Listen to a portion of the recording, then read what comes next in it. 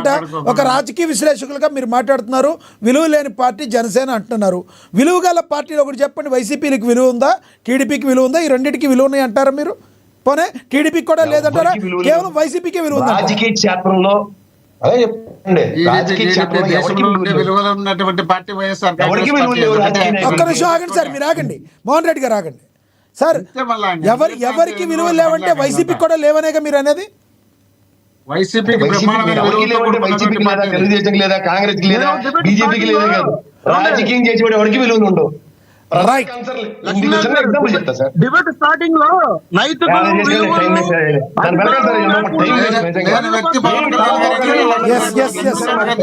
ప్రసాద్ గారు చివరిగా ఏం చెప్తారు?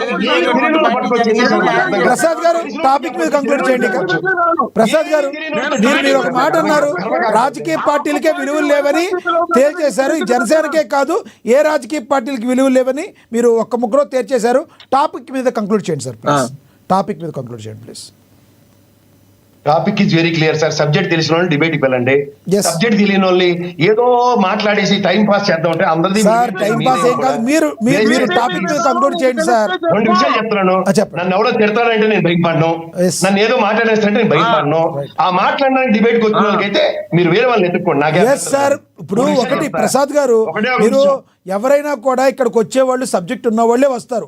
అందరికీ అన్ని తెలిసిపోయి ఉండవు కదా. ఎవరైనా కూడా భూలోకంలో నిత్య విద్యార్థి. ప్రసాద్ గారు కూడా దానికి అతీతులు కాదు. ప్రసాద్ గారికి ఆయన కూడా నిత్య విద్యార్థి, లక్ష్మీనాథ్ కూడా నిత్య విద్యార్థి. అవునంటారా కాదంటారా మీరు? ఒక్క నిమిషం లక్ష్మీకాంత్ గారు మీరు ఒక్క నిమిషం ఆగాలి. మీరు ఒక్క నిమిషం ఆగాలి. ప్రసాద్ గారు లక్ష్మీకాంత్ గారు మీరు ఆగాలి. ఒక్క నిమిషం ఆగాలి. ప్రసాద్ గారు, ఎవరైనా డిబేట్లకు వచ్చేటప్పుడు ఉన్న సబ్జెక్ట్తోనే వస్తాము.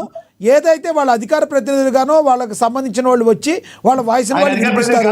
తెలుసుకోకపోతే అవును సార్, అభిమాని కూడా అభిమానం అవ్వచ్చు, అధికార ప్రతినిధి అవ్వచ్చు, ఎవరైనా కావచ్చు. ఒక్క నిమిషం లక్ష్మీకాంత్ గారు ఆగండి. ఎవరైనా కావచ్చు, సబ్జెక్ట్ ఇది తెలుసు, మొత్తం తెలుసు అనే వాళ్ళు భూలోకంలో ఎవరిని ఉంటారా? ఎవరైనా కూడా మనం నిత్య విద్యార్థులమే కదా. మీరు కూడా 100% మొత్తం తెలిసి ఉండదు కదా. మీరు కూడా నిత్య విద్యార్థిలాగా తెలిసినవి అన్నీ చెప్తారు. మీ ఎక్స్పీరియన్స్లో తెలవని నేర్చుకుంటారు. అవునా కదా? అలాంటప్పుడు మీరు చిన్నవాళ్ళని, లక్ష్మీకాంత్ గారు లాంటి వాళ్ళని మీరు ఎంకరేజ్ చేయాలి, మా లాంటి వాళ్ళని ఎంకరేజ్ చేయాలి. అంతేగాని సబ్జెక్ట్ లేకపోతే మీరు డిబేట్లకు రావద్దు, మమ్మల్ని పిలవద్దు అంటే ఎలా?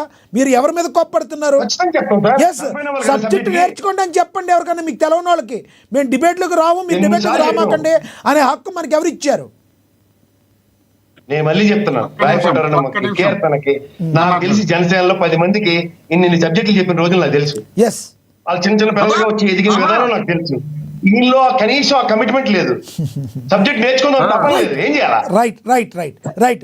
సునీత గారు కంక్లూడ్ చేయండి. సునీత గారు కంక్లూడ్ చేయండి. సంఘం వదలేం కదా, అది బాధ. సునీత గారు కంక్లూడ్ చేయండి. లక్ష్మీకాంత్ కి నాకు ఆర్గ్యుమెంట్ అయితే డిబేట్ పెట్టకండి అంటున్నా. అదే మీ ఇద్దరికి ఎందుకు ఆర్గ్యుమెంట్ ఉంటుంది సార్? మీ ఇద్దరికి ఆర్గ్యుమెంట్ కాదు, టాపిక్ మీదే ఉంటుంది. మీ ఇద్దరు టాపిక్ వదిలేసి ఒక్కోసారి ఆర్గ్యుమెంట్ లోకి వెళ్ళిపోతారు. మీ ఇద్దరు నియంత్రణను కోల్పోతారు. రాజకీయ విశ్లేషకులుగా మీరు కోల్పోతారు. ఒక్కోసారి జనసేన నేతగా ఆయన కోల్పోతారు. ఆ నియంత్రణ కోల్పోయినప్పుడు మీరు ఇంట్రడ్యూస్ అవ్వాల్సి ఉంటుంది. ఎస్ సునీత గారు, ఒక్క నిమిషం, సమయం అయిపోయింది సార్. సునీత గారు కంక్లూడ్ చేయండి.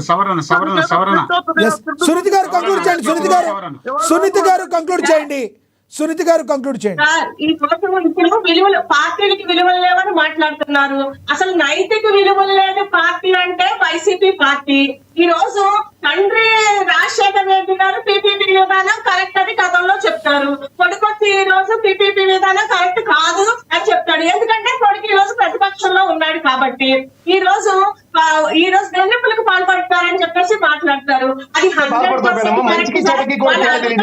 ఉన్నప్పుడు ప్రజలకు